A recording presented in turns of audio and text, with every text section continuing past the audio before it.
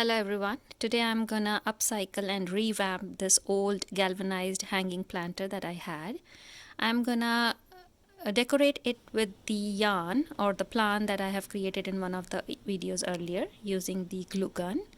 I'm gonna glue this plarn one by one over each tin planter to make totally different look. Once I'm done, I'm gonna actually paint them in golden color to match with my door where I need to hang them.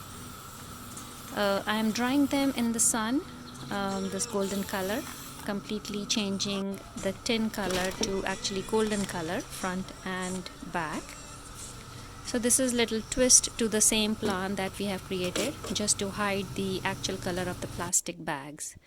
After they are dried in sun, I'm gonna decorate them and put them on my door for a completely different look, and they now look like a planter that I have bought from outside. Hope you like it.